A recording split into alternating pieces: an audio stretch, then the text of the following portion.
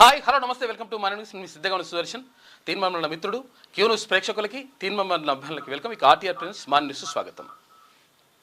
నిన్న తమిళనాడులో మదురై కోర్టు ఒక సంచలన తీర్పునిచ్చింది. ఏం తీర్పిచ్చింది? 9 మంది పోలీసులు అధికారులకు మరణశిక్ష విధించింది. మరణశిక్ష ఉరేయాలని చెప్పింది.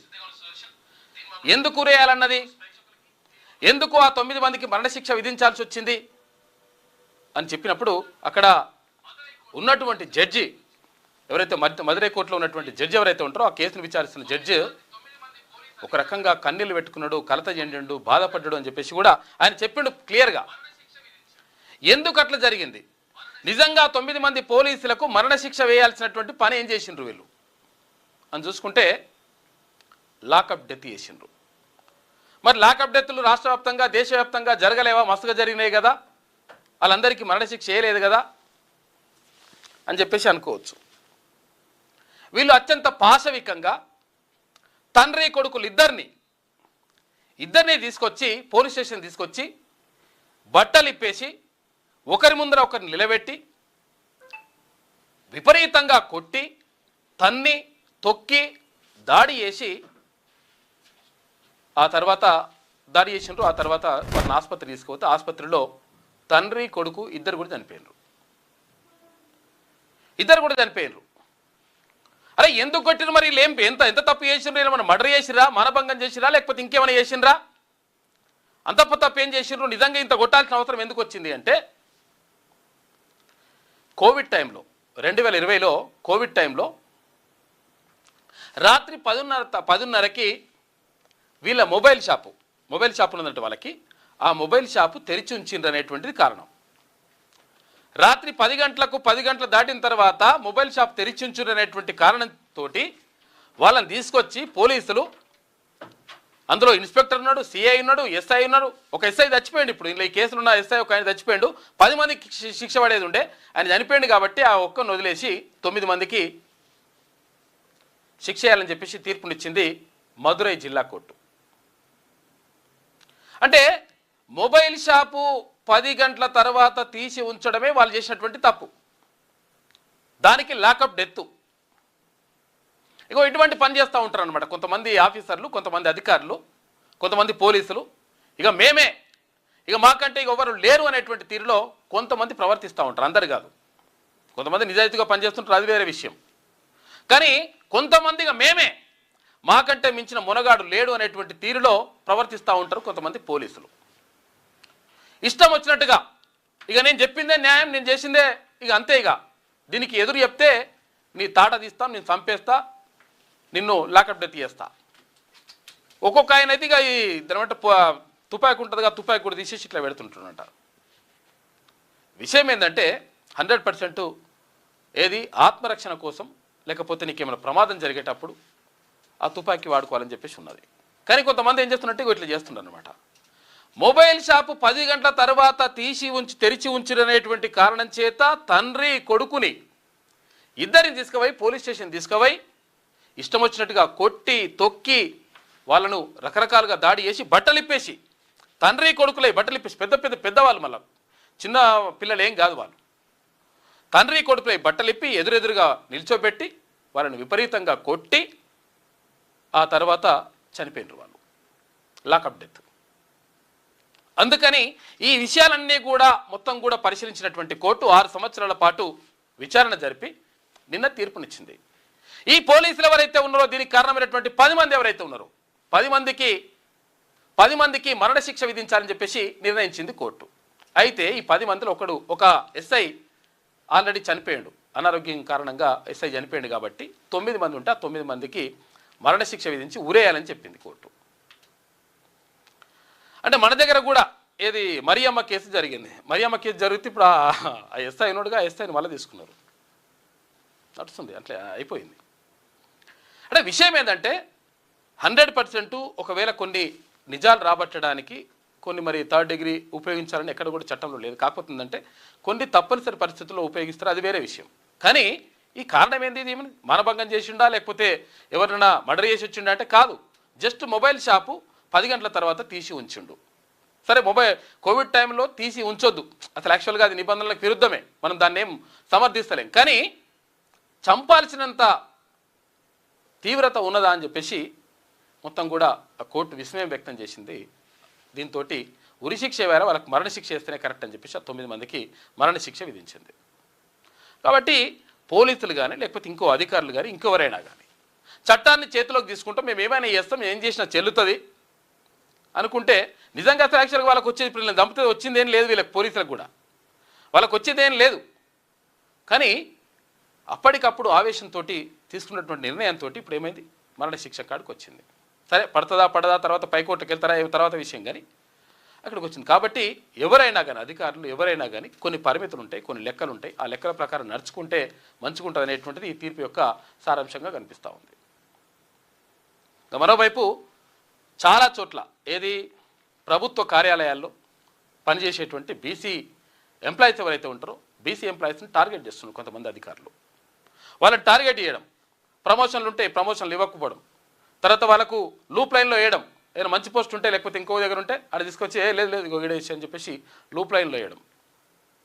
ఆ లూప్ లైన్లు వేస్తేనే ఎవరు ఇప్పుడు ఐఏఎస్ అధికారి ఇప్పుడు అయింది వాలంటీర్ రిటైర్మెంట్ తీసుకున్నటువంటి ఆకునూరి మురళి లూప్ లైన్లు వేసిండు. ఆయన తీసుకుపోయి కేసీఆర్ గవర్నమెంట్ ఉన్నప్పుడు తీసుకుపోయి అక్కడ వాడేసిండు. ఎక్కడ ఏది తాళపత్ర గ్రంథాలు అవన్నీ కూడా ఏరుకుని అవన్నీ చేసుకునే కాడ వేసేసిండు ఆయన్ని.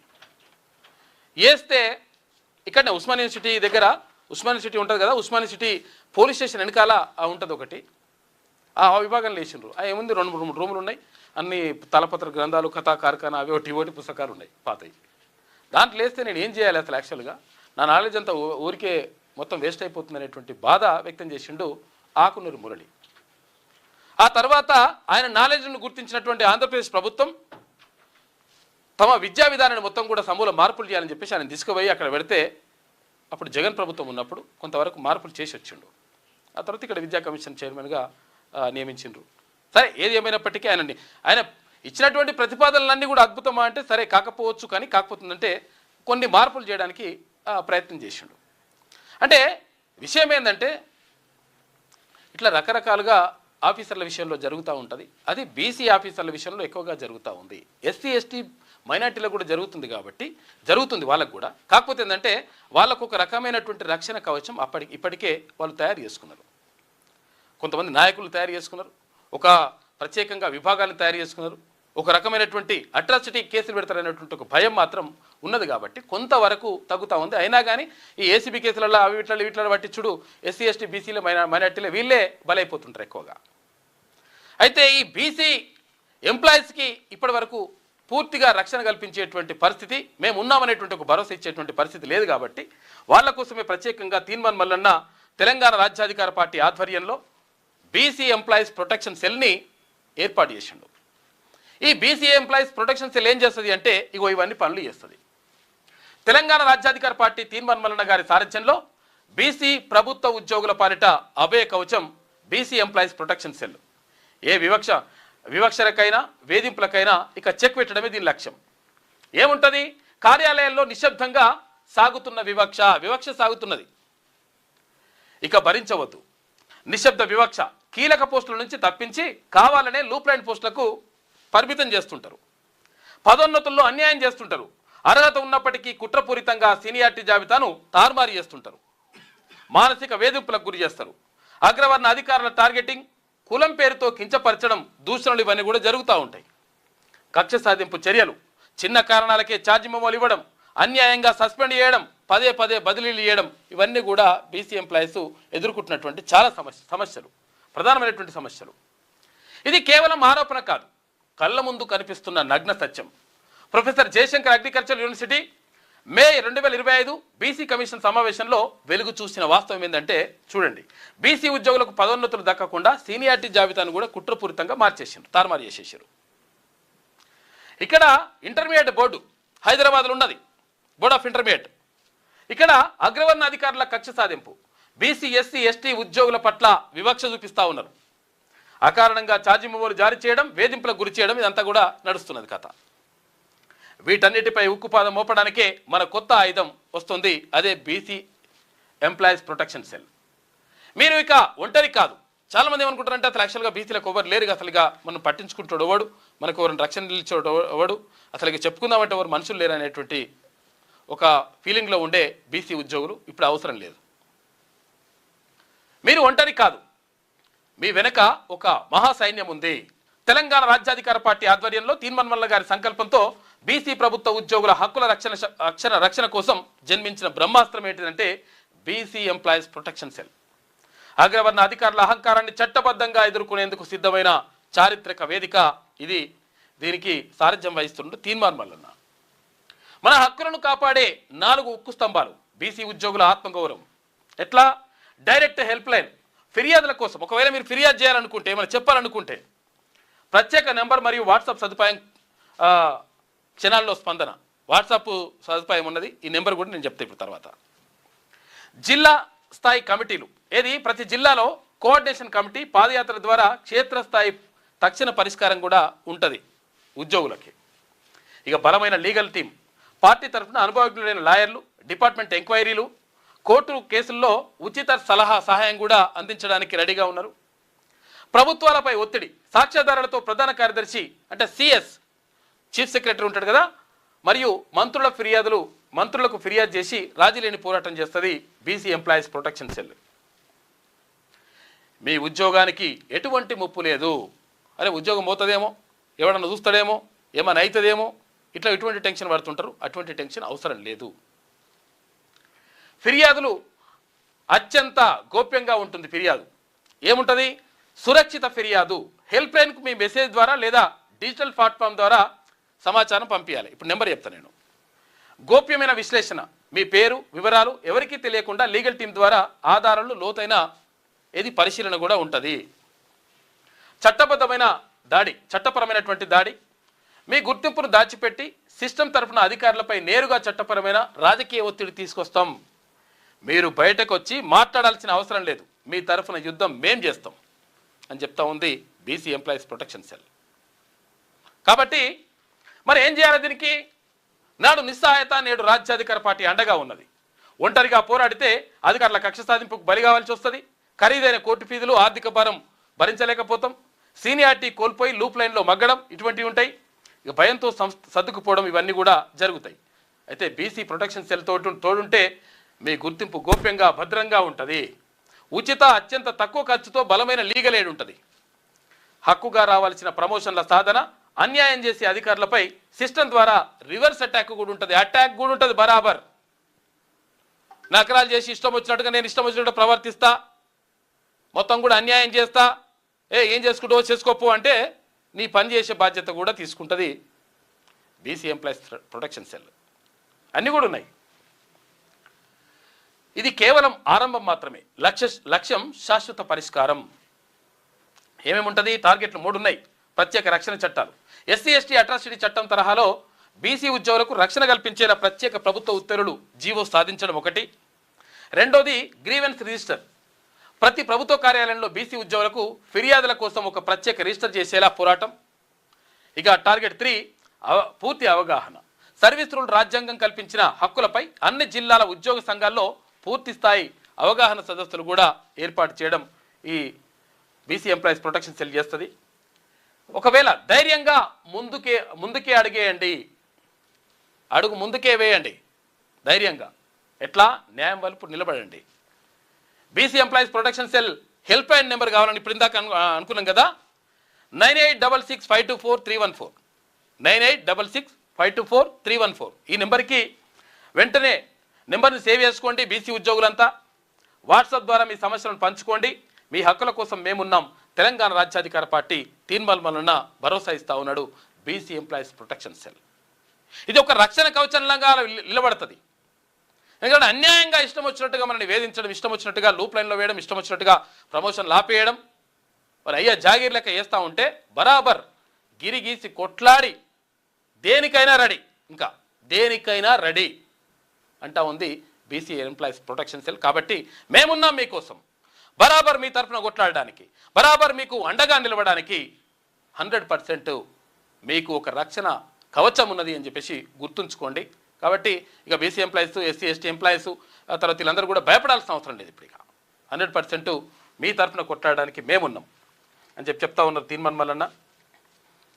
ఇక వార్తల్లోకి వెళ్దాం. ముందుగా వెలుగుదిన పత్రిక చూద్దాం. ఇంకో చూడు, ఇగో చిన్నపిల్లలు ఏం కాదు పాపం, పెద్ద మనిషి, ఇద్దరిని చంపేశారు. పోలీసులా రాక్షసులా అసలు యాక్చువల్గా ఇదేంది? మనం అందరిని అంటాం. విషయం ఏంటంటే ఇటువంటి చేసినటువంటి కొంతమంది లంగలు ఉంటారు, వాళ్ళని మాత్రమే అంటున్నాం. మనం అందరిని అనట్లేదు. కాకపోతే కొంతమంది ద్వారా మొత్తం డిపార్ట్మెంట్కి చెడ్డ పేరు వస్తుంది. ఆ విషయం కూడా గుర్తుపెట్టుకోవాలి మీరు. మనం ఏం వాళ్ళని రక్షించుకుంటూ పోతాం, వాళ్ళని ఏమనంలే అనుకుంటే మీకు అందరికీ చెడ్డ పేరు వస్తుంది. డిపార్ట్మెంటే చెడ్డ పేరు అవుతుంది. తమిళనాడులో 9 మంది పోలీసులకు మరణశిక్ష. తండ్రి కొడుకుల లాకప్ డెత్ కేసులో మదురై జిల్లా కోర్టు సంచలన తీర్పునిచ్చింది. 6 ఏళ్ల తర్వాత ముగిసిన సాతాంకులం కేసు జరిగింది చదువుతుంటేనే గుండె తరుక్కుపోతుందన్న జడ్జి. జరిగిన సంఘటన చదువుతుంటే మొత్తం ఇట్లా బాధపడుతున్నాయి ఆయన. విచారణ సందర్భంగా మదురై కోర్టు న్యాయమూర్తి భావోద్వేగ వ్యాఖ్యలు. అరుదైన కేసుల్లోనే అత్యంత అరుదైనదిగా ఆయన వెల్లడించిండు. వీళ్ళకి ఎట్టి పరిస్థితుల్లో మరణశిక్షణ కరెక్ట్, వీళ్ళకి ఉరిదీయాల వీళ్ళనని. Just cell phone shop, mobile shop రాత్రి 10 గంటల తర్వాత తీసుంచారనే కారణం చేత తీసుకుపోయి చంపేసిండ్రు. ఇంకో ఇటువంటి పాశవికమైనటువంటి అనాగరికమైనటువంటి ఆలోచనతో చంపేయడం ఏంద్రని ఆయన మీరు. ఇక ఇప్పుడు ఈ ట్రంప్ కూడా ఆగుతలేడు. ట్రంప్ ఏమంటున్నాడు, మేము రేపు లేపేస్తా, ఎల్లుండి లేపేస్తా. ఇంక లేపేసుడు ఏందో పీకేసుడు ఏందో అర్థమైతలేదు. వాళ్ళు కూడా లేపుతున్నారు. ఎవరు? ఇరాన్ వాడు కూడా తక్కువేం కాదు, వాడు బాంబులు వేసి పడేస్తున్నాడు. నీకేందో చూపిస్తా అని చెప్పేసి అమెరికాకు మొత్తం పిచ్చి లేపుతున్నాడు ఒక రకంగా చెప్పాలంటే. రేపు రాత్రికల్లా ఇరాన్ను ఆక్రమిస్తాం, ఒక్క రాత్రిలోనే ఆ దేశం తుడిచిపెట్టుకుపోవచ్చు అని చెప్పేసి ట్రంప్ అంటున్నాడు.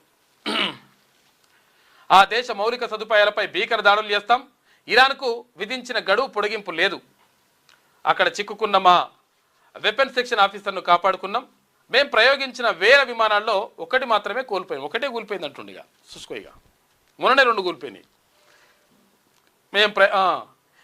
ఏ దేశానికి లేని ఆయుధ సంపద అమెరికాకు ఉన్నది. మరి నీకు కూడా నిబంధన వర్తిస్తుంది కదా, నువ్వు కూడా ఇష్టం వచ్చినట్టుగా ఆయుధాలు పెంచుకోవద్దు కదా, నువ్వు కూడా బాంబులు తయారు చేయొద్దు కదా, నువ్వు కూడా మందుగుండి సామాగ్రి మొత్తం కూడా నిల్వ చేసుకోవద్దు కదా.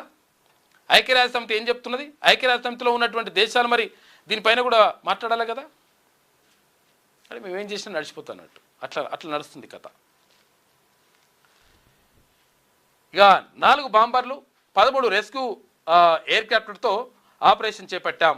155 ఎయిర్క్రాఫ్ట్లతో 2వ రెస్క్యూ ఆపరేషన్ చేపట్టామని వెల్లడించిండు ట్రంప్. పశ్చిమాసియాలో ముదురుతున్న ఉద్రిక్తత నేపథ్యంలో ఇరాన్ను ఉద్దేశించి అమెరికా అధ్యక్షుడు డొనాల్డ్ ట్రంప్ సంచలన వ్యాఖ్యలు చేసిండు. అమెరికా చేసిన కాల్పుల విరమణ ప్రతిపాదనను తాజాగా ఇరాన్ తిరస్కరించిన వేళ నేపథ్యంలో తీవ్రంగా స్పందించిండు. ఇక మంగళవారం రాత్రి వరకు ఇరాన్ను పూర్తిగా ఆక్రమిస్తామని వార్నింగ్ ఇచ్చిండు. అయితే ఆ దేశాన్ని ఒక్క రాత్రిలో నామరూపాలు లేకుండా చేసే సత్తా అమెరికాకు ఉందని, ఆ రాత్రి రేపే అంటే మంగళవారం ఇయ్యాలనట కావచ్చని హెచ్చరించాడు. ఇరాన్కు తాము ఇచ్చిన గడువును పొడిగించే ప్రసక్తే లేదని స్పష్టం చేశారు.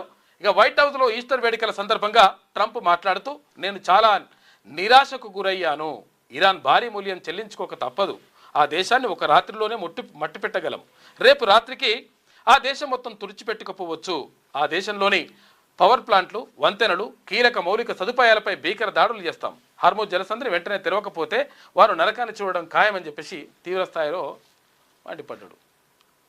నీ మండిపడు పక్క పెట్టని చెప్పేసి వాళ్ళు కూడా గట్టిని తీసుకుంటారు.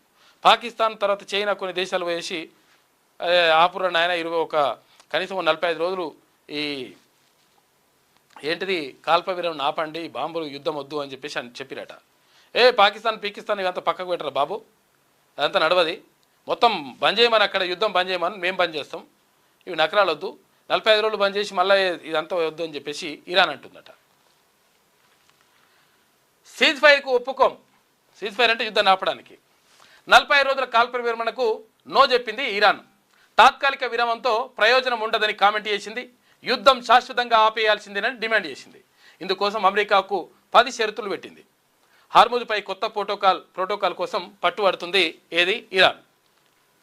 టెహ్రాన్పై బాంబుల వర్షం, 25 మంది మృతి, ఇజ్రాయెల్ అమెరికా భారీ దాడి చేసినాయి. ఎక్కడ? ఇరాన్ పైన. మృతుల్లో IRGC intelligence chief Majid Khamenei south Fars natural gas field లక్ష్యంగా మళ్ళీ అటాక్ చేసిండ్రు. ఇక హర్ముజ్ విషయంలో ట్రంప్ హెచ్చరించిన మరుసటి రోజే బీభత్సం సృష్టించిండ్రు. ఇజ్రాయెల్ గల్ఫ్ దేశాలపై ఇరాన్ ప్రతీకార దాడులు చేసింది. బాంబులు వేస్తూ ఉంది ఇరాన్ కూడా. గట్ల నడుస్తుంది బాంబులతోటి కథ. నిన్న ఆదిలాబాద్ అంటే ఉమ్మడి ఆదిలాబాద్ జిల్లాకి వెళ్ళిండు. నిర్మల్లో అక్కడ బాసర జ్ఞాన సరస్వతి దేవి ఆలయానికి వెళ్ళేసి అక్కడ అభివృద్ధి కార్యక్రమాలకు శంకుస్థాపన చేసిండు ముఖ్యమంత్రి రేవంత్ రెడ్డి. 225 కోట్ల రూపాయలు అంటే 2 ప్లస్ 4 4 5 అంటే 9 అనమాట. 9 అంకె వస్తుంటే కరెక్ట్గా బరాబర్ వచ్చేసింది. అట్లా అభివృద్ధి కార్యక్రమాలకు శ్రీకారం చుట్టిండిన ఆయన lucky number 9. KCR lucky number ఏమో 6 ఉండే. ఇప్పుడు ముఖ్యమంత్రి రేవంత్ రెడ్డి గారి లక్కీ నెంబర్ 9 అనమాట. అందుకని 9 వస్తాడే చూస్తారు ఆయన ఎక్కువ శాతం. 2034 వరకు మళ్ళీ గడీల పాలన రానియం 2034 వరకు మా ప్రజాప్రభుత్వమే ఉంటుంది అని చెప్పేసి ముఖ్యమంత్రి రేవంత్ రెడ్డి చెప్తున్నాడు. కొందరు మాయగాళ్ళు మారీచుల రూపంలో వస్తున్నారు. ఇది చేయలే అది చేయలే అని మాట్లాడుతున్నారు. 10 ఏళ్ళు మీరు ఏం ఎలగబెట్టలేని ఎన్నో గొప్ప పనులు మేము చేసినాం. మీ సభలు ఉంటే ప్రతిపక్షాలను పోలీస్ స్టేషన్లో పెట్టేది. వాళ్ళ సభలు ఉంటే ఇప్పుడు బీఆర్ఎస్ సభలు ఉంటేనంట. అప్పుడు మేము ప్రతిపక్షాలను సభకు పిలిచి సమస్యలపై మాట్లాడిస్తున్నాం. మీ ప్రభుత్వానికి మా ప్రభుత్వానికి ఉన్న తేడా అది. ఆదిలాబాద్లో ప్రజాపాలన ప్రగతి ప్రణాళిక సభ పెట్టినరు. 1238 కోట్ల రూపాయలతోటి అభివృద్ధి పనులకు శంకుస్థాపన చేసిండు ముఖ్యమంత్రి రేవంత్ రెడ్డి నిన్న. ఆనాడు నిజాం గడీలను బద్దలు కొట్టిన ప్రాంతంలో మళ్ళీ గడీల పాలన రానియమని రాక్షస పాలన జరగనివ్వమని సీఎం రేవంత్ రెడ్డి అన్నారు. 2034 వరకు కాంగ్రెస్ ప్రభుత్వమే అధికారంలో ఉంటుందని స్పష్టం చేశారు. ప్రజాపాలన ప్రగతి ప్రణాళికలో భాగంగా సోమవారం ఆదిలాబాద్ జిల్లా బజార్ హత్నూర్ మండలం పిప్రి గ్రామంలో బహిరంగ సభ ఏర్పాటు చేశారు. ఈ సభకు CM Revanth Reddy, deputy CM బట్టి విక్రమార్క హాజరయ్యిండు. ఈ సందర్భంగా ఆదిలాబాద్, నిర్మల్ జిల్లాల్లో 1238 కోట్ల రూపాయలతో చేపట్టనున్న అభివృద్ధి పనులకు శంకుస్థాపన చేశారు. అనంతరం బహిరంగ సభలో సీఎం మాట్లాడారు. అయితే ప్రతిపక్షంలో ఉన్న సమయంలో బట్టి విక్రమార్క పిప్రి నుంచి పీపుల్స్ మార్చ్ పాదయాత్ర చేసిండి ఇక్కడి నుంచి ప్రారంభించారు. అప్పుడు ఇచ్చిన హామీలు అమలు చేసేందుకే ఈ బహిరంగ సభ పెట్టామని చెప్పేసి అంటారు. కానీ ఓసారి గీడి కూడా పోయారు, ఇది కామారెడ్డికి పోయారు. ఒకసారి ఆడికి కూడా పోయి ఒక సభ పెట్టేసి అప్పుడు ఇచ్చినటువంటి హామీలను మేము నెరవేర్చినామని చెప్పేసి చెప్పండి, మంచిగా ఉంటుంది. అది కూడా చెప్తే సంతోషం. ప్రాణహిత చేవేల ప్రాజెక్టును ప్రారంభిస్తామని చెప్తున్నాడు. ఇది సంతోషం. ఇది ఎందుకంటే ఒక రకంగా ఆదిలాబాద్ జిల్లాలో చాలా ప్రాంతాలు కూడా కొన్ని లక్షల ఎకరాలు బీడు భూమిగా ఉన్నాయి. దానికి నీళ్ళు అందుతాయి ఒకవేళ ఇది కంప్లీట్ అయిపోతాయి. ఆదిలాబాద్ జిల్లాలో తుమ్మిడిహెట్టి వద్ద ప్రాణహిత చేవేల ప్రాజెక్టును తిరిగి ప్రారంభిస్తాం. ఆ జిల్లాకు సాగునీరిచ్చి సస్యశ్యామలం చేసే బాధ్యత నాది. జిల్లాలో కాంగ్రెస్ పార్టీ ఎంపీలు లేకున్నా 1250 కోట్ల రూపాయలతో అభివృద్ధి పనులు చేపట్టాం. ఎర్రబస్సు తిరిగిడే కష్టమైనటువంటి ప్రాంతానికి ఎయిర్పోర్ట్ తెచ్చాం. జూన్ 2న ఎయిర్పోర్ట్ నిర్మాణానికి శంకుస్థాపన చేసేందుకు మళ్ళీ వస్తా. త్వరలోనే జిల్లాకు యూనివర్సిటీ ఇవ్వడంతో పాటు దేశంలోని అతిపెద్ద పారిశ్రామిక వాడను కూడా ఏర్పాటు చేస్తామని ఆదిలాబాద్ ప్రజలకు హామీ ఇచ్చిండు ముఖ్యమంత్రి రేవంత్ రెడ్డి. అట్లనే నిన్న మనవడుకి అక్షరాభ్యాస కార్యక్రమం కూడా చేసిండు. ఎక్కడ బాసర సరస్వతి ఆలయంలో. బాసర సరస్వతి ఆలయ విస్తరణ పనులకు సీఎం భూమి పూజ చేసిండు. కుటుంబ సభ్యులతో కలిసి మనవడికి అక్షరాభ్యాసం చేయించిండు ముఖ్యమంత్రి దంపతులు. పిల్లగానికి అక్షరాభ్యాసం చేసిండ్రు.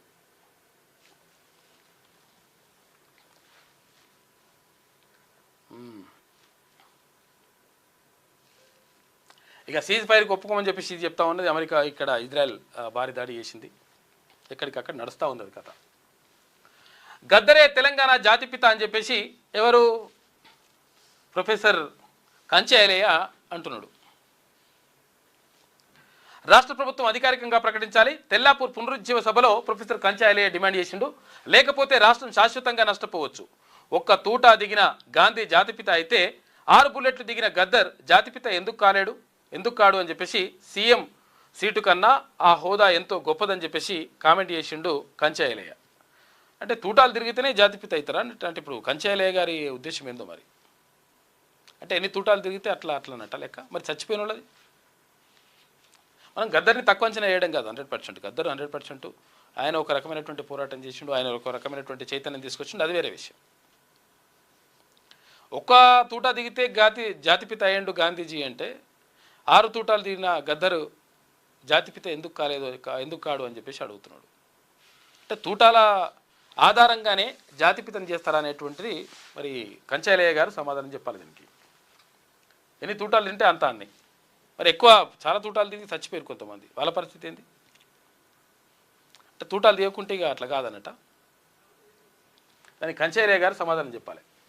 రాష్ట్రంలో మావోయిస్టులు 6 50 మంది ఉన్నారనేది అవాస్తవం. డీజీపీ శివధర్ రెడ్డి అంటుండు. ఇవాళ కర్రెగుట్టలపై పోలీస్ బాస్ ఏరియల్ సర్వే దశాబ్దాలుగా మావోయిస్టు ప్రాబల్యం ఉన్న పాలమూరు గ్రామంలో పర్యటించిండు ఎవరు? డీజీపీ శివధర్ రెడ్డి. అయితే 50 మంది మావోయిస్టులు ఉన్నారని చెప్పేసి చాలామంది అంటున్నారు. 50 మంది ఏం లేరు, ఉన్నదే 6. ఆ 6 పేర్లు కూడా మేము బయట పెట్టినాం. కాబట్టి దీన్ని ఏమంటారు, దుష్ప్రచారం చేయకండి, క్లియర్గా మావోయిస్టులందరూ కూడా అయిపోయింది అనేటువంటి మాట చెప్తా ఉన్నాడు శివధర్ రెడ్డి. రాష్ట్రంలో ఇప్పుడు కేవలం 6 మావోయిస్టులే ఉన్నారని డీజీపీ శివధర్ రెడ్డి తెలిపారు. యాదాద్రి జిల్లా భువనగిరిలో సోమవారం భరోసా సెంటర్ ప్రారంభించిన తర్వాత ఆయన విలేకరులతో మాట్లాడాడు. రాష్ట్రంలో ఇంకా 50 మంది మావోయిస్టులు ఉన్నారన్న ప్రచారం వాస్తవం కాదన్నారు. అప్పుడెప్పుడో 50 మంది ఉండే, ఇప్పుడు 6 మాత్రమే ఉన్నారని స్పష్టం చేశారు. పోలీసుల ప్రమోషన్లపై మాట్లాడుతూ కోర్టు కేసులుంటే తప్ప పోలీస్ డిపార్ట్మెంట్లో ప్రమోషన్లు ఎన్నడూ ఆగలేదన్నారు. ఆగలేదు, చాలామంది ఆగిపోయినాయి. డీజీపీ గారు, చాలామంది ప్రమోషన్లు రావాలి, కానిస్టేబుల్లకు హెడ్ కానిస్టేబుల్గా రావాలి, హెడ్ కానిస్టేబుల్లకు ఏఎస్ఐలుగా రావాలి, ఏఎస్ఐలకు ఎస్ఐలుగా రావాలి, ఎస్ఐలకు సిఐలుగా రావాలి ప్రమోషన్లు, సిఐలకు ఏసీపీలుగా డిఎస్పీలుగా ప్రమోషన్ రావాలి, ఏసీపీలుగా ఉన్న వాళ్ళు తర్వాత ఎస్పీలుగా కావాలి, డీసీపీలుగా కావాలి. ఇవన్నీ కూడా ప్రమోషన్లు కొంతమంది ఆగిపోయినాయి చాలా సంవత్సరాల నుంచి. అవి కూడా వాటిని క్లియర్ చేయాల్సిన అవసరం ఉన్నది. తర్వాత ఏకీకృత విధానం కూడా, అంటే అందరికీ ఒకటే రకమైనట్టు ఏక్ పోలీస్ అని చెప్పేసి ఉన్నది కదా, దాన్ని కూడా తీసుకురండి. చాలామంది పోలీసులు ఇబ్బంది పడుతున్నారు పాపం. అన్నీ కంప్లీట్ అయిపోయినాయి అంటారు, అట్లా కానీ అట్లేం కాదు. ప్రమోషన్లు ఎన్నడూ ఆగలేదన్నారు. ఖాళీలు అర్హత బట్టి ప్రమోషన్లు వస్తాయని 10-15 ఏళ్ళు డ్యూటీ చేశామంటే రావన్నారు అని చెప్పేసి 10-15 ఏళ్ళు డ్యూటీలు చేసామంటే గ్యారంటీగా వస్తాయని చెప్పేసి. ఇప్పుడు 10-15 ఏళ్ళు డ్యూటీ చేసిన వాళ్ళకి కూడా వస్తలేవు, 10 ఏళ్ళు దాటిన వాళ్ళకి కూడా రాలే. ఇప్పుడు చాలామంది ఉన్నారు. దానిపైన కూడా దృష్టి పెట్టాలి, ఎందుకంటే ప్రమోషన్లు రావాల్సిన అవసరం ఉన్నది. ఇక సోషల్ మీడియాలో ఇష్టం ఉన్నట్టు మాట్లాడొద్దు, పార్టీ లైన్ దాటితే కఠిన చర్యలు అని చెప్పేసి రామచంద్రరావు అంటున్నాడు. ఇష్టం వచ్చినట్టుగా ఇప్పుడు అలా బీఆర్ఎస్కు సపోర్ట్ చేసినారు, మరి అది ఓకేనా? బీఆర్ఎస్ ఏమో బీజేపీకి సపోర్ట్ చేసింది, బీజేపీ ఏమో బీఆర్ఎస్కి సపోర్ట్ చేసింది, ఇట్లా అంతా కూడా అంతా నడుస్తూ ఉంది. మళ్ళీ మేము ఒక్కడమే ఒంటరిగా పోటీ చేస్తామని మళ్ళీ చెప్తారు. నేతలు ఎవరు వ్యక్తిగత అభిప్రాయాలను పార్టీ నిర్ణయాలుగా చెప్పొద్దు. వచ్చే ఎన్నికల్లో బీజేపీ ఒంటరిగానే పోటీ చేస్తుందని వెల్లడి. బీజేపీ స్టేట్ ఆఫీసులో పార్టీ ఆవిర్భావ వేడుకలు నిన్న జరిపినరు.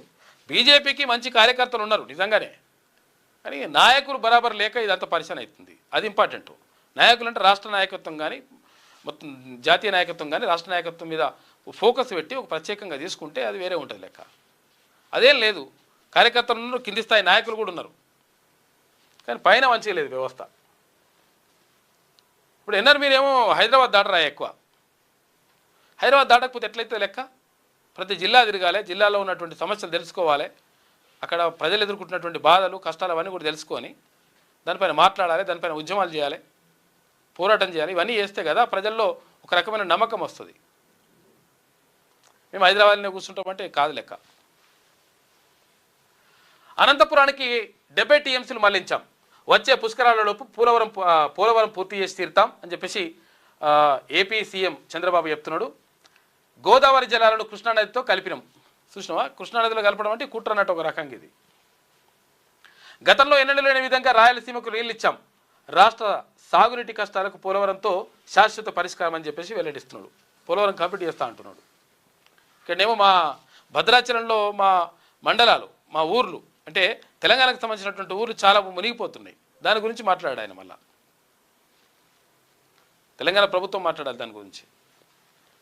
ఆ ఇండ్లు దూరం, అందుకే పోతలేమంట. ఎవరికి ఎక్కడ డబుల్ బెడ్రూమ్ ఇల్లు కట్టిండ్రు కేసీఆర్, ఊరికి దూరంగా కట్టిపాడేసిండు. ఆడోటి అట్లా కట్టేసి అవి ఎవరికైనా ఇచ్చిండంటే ఇయ్యలే. ఇప్పుడు అవి ఇచ్చినా కానీ పోతలేరట కొంతమంది. ఎందుకు పోతలేరు అంటే అవి ఊరుకు దూరం ఉన్నాయి, వాడికి సౌకర్యాలు సరిగా లేవు, పరిస్థితి బాగాలేదు కాబట్టి మేము పోతలేమని చెప్పేసి వాళ్ళు డబుల్ బెడ్రూమ్ ఇళ్ళు లబ్ధిదారులు చెప్తున్నట. ఇల్లు ఇచ్చినాక పోతలేరు. ఇటువంటి పరిస్థితి ఉండే చాలా తక్కువ ఉంటుంది, అట్లా జరుగుతుంది. హైదరాబాద్లో అధికారుల నోటీసులకు డబుల్ బెడ్రూమ్ ఇండ్ల లబ్ధిదారులు రిప్లై ఇచ్చిరట. ఏమని? బీఆర్ఎస్ హయాంలో సిటీకి దూరంగా ఇండ్ల నిర్మాణం జరిగింది, కేటాయించిన ఇండ్లలో ఉండని లబ్ధిదారులు తాజాగా 14,000 కుటుంబాలకు నోటీసులు ఇచ్చారు.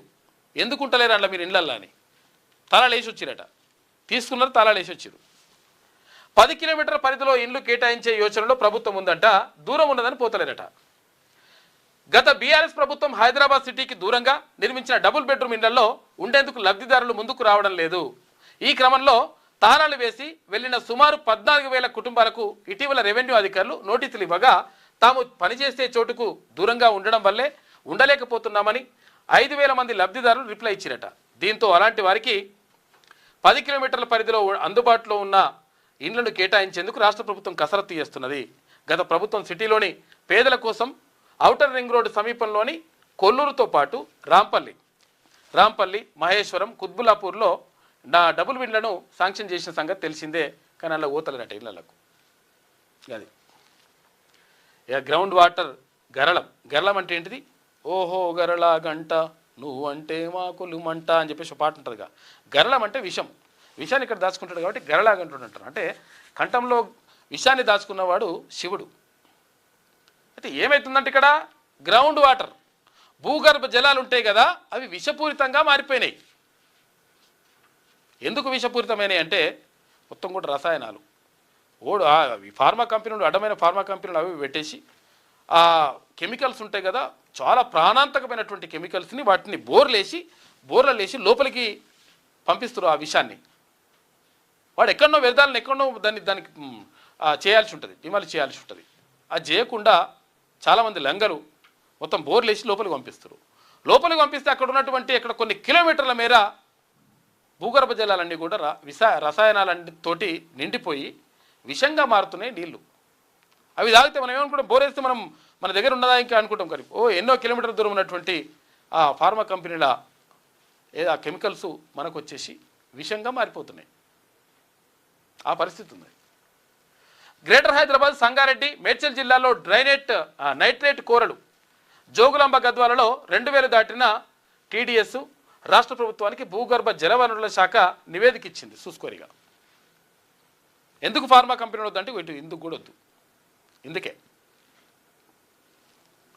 ఆ రసాయనాల్ని లోపలికి పంపిస్తారు కొడుకులు, ఆ వేసి బోర్లేసి లంగలు కొంతమంది. ఇక తీర్మానం చూసుకుంటే మర్యాదగా చర్చలకు రా అని చెప్పేసి బతిలాడుతున్నాడు. వీళ్ళే బాంబులేసి తప్పుడే కూర్చున్నాడు ఎవరు ఇరానోడు. ఇది వెలుగులో ఉన్నటువంటి ప్రధాన కథనాలు. అయితే ఒకసారి విజయక్రాంతి చూద్దాం. జలాశయాలు డెడ్ స్టోరేజ్ అంట. మొత్తం జలాశయాలు మొత్తం కూడా ఎక్కడ నీళ్ళు పూర్తి స్థాయిలో నీళ్ళు లేవు. పూర్తిగా కాదు, సగం నీళ్ళు కూడా లేవు. మరి ఎట్లా ఇప్పుడు ఎండాకాలం పంట ఎట్లా పండుతుంది అనేది చాలా దారుణంగా ఉంది పరిస్థితి. చిన్న మధ్య తరహా ప్రాజెక్టుల్లో ఆందోళనకర స్థితి కనిపిస్తుంది. ఋతుపవనాలు ఆలస్యం అయితే పరిస్థితి మరింత అధ్వానంగా ఉంటుందట. తాగునీటికి కటకట ఏర్పడుతుంది. తక్షణ నీటి నియంత్రణ కోసం అధికారులు చర్యలు చేపడుతున్నారు. ఏపీ జల దోపిడిని కట్టడి చేయాలంటున్నారు నిపుణులు. ఎందుకంటే నీళ్ళనే ఏపీ ఎత్తుకపోయిన తర్వాత ఇక్కడ నీళ్ళు ఉంటాయి, ఇబ్బంది అయిపోతుంది. ప్రాజెక్టులలో ఎట్లున్నది చూడు. ఆల్మట్టి ఇక్కడ అది మన రాష్ట్రం పైన ఉన్నది ఆల్మట్టిలో 129.72 టీఎంసీలు ఉండాల్సింది. అంటే ఇది సామర్థ్యము. ఇప్పుడు ఉన్నది 41 టీఎంసీలే. జూరాల ప్రాజెక్టులో 9.66 టీఎంసీలు ఉండాలి, 4 టీఎంసీలే ఉన్నాయి. శ్రీశైలంలో 215 టీఎంసీలు ఉండాలి, 43 టీఎంసీలే ఉన్నాయి. నాగార్జున సాగర్లో 312 టీఎంసీలు ఉండాలి, 176 ఉన్నాయి. సింగూర్లో 29 టీఎంసీలు ఉండాలి, 7 టీఎంసీలే ఉన్నాయి. నిజాం సాగర్లో 17 టీఎంసీలు ఉండాలి, 9 టీఎంసీలే ఉన్నాయి. శ్రీరామ్ సాగర్లో 80 టీఎంసీలు ఉండాలి, 28 ఉన్నాయి. మిడ్ మానేర్లో 27 ఉండాలి, 10 ఉన్నాయి.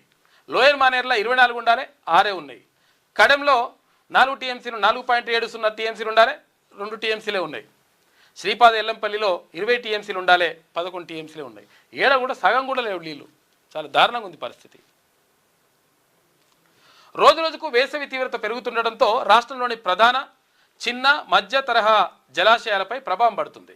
ఆయా ప్రాజెక్టుల్లోని నీటి నిల్వలు వేగంగా డెడ్ డెడ్ స్టోరేజ్కి చేరుతున్నాయి. అయితే ప్రాజెక్టులో తగ్గుతున్న నీటి నిల్వలు తాగునీటి సరఫరాకు సవాళ్లు విసురుతున్నాయి. అంతేకాదు సాగునీరు, హైడల్ విద్యుత్ ఉత్పత్తిపై తీవ్ర ప్రభావం చూపిస్తున్నాయి. కీలక ప్రాజెక్టులో పడిపోతున్న నీటి మట్టాలు డెల్టా వ్యవస్థలపై ఒత్తిడి పెంచగా రైతాంగంపై మరింత ప్రభావం పడే అవకాశం కనిపిస్తోంది. ఇదే సమయంలో రాష్ట్ర జల వినియోగంపై వివాదాలు ముదురుతున్నాయి కాబట్టి ఏపీ ఏమో నీళ్ళు ఎత్తుకపోతుంది. దీనిపైన కొట్లాడాల్సిన అవసరం ఉన్నది. ఏపీ నీటి దోపిడీ పైన మాట్లాడాల్సిన అవసరం ఉన్నది. ఇక బాసరకు మహర్దశ 225 కోట్ల రూపాయలతోటి 224459 నెంబర్ వచ్చేసింది.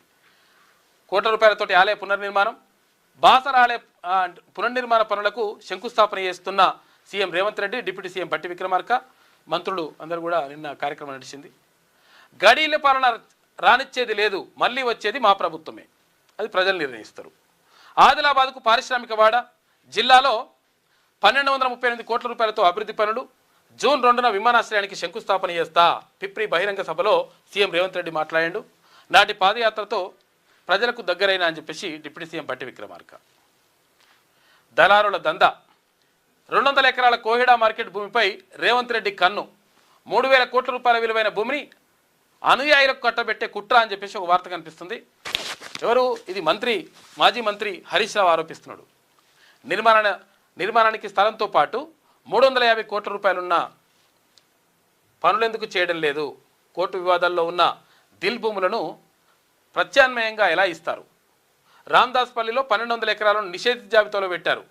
ఫ్రూట్ మార్కెట్ కోసం రైతుల పక్షాన పోరాటం చేస్తామని చెప్పేసి హరీష్ రావు అంటున్నాడు. ఇక స్టార్టప్ నైపుణ్యాభివృద్ధిలో తెలంగాణ దూకుడు.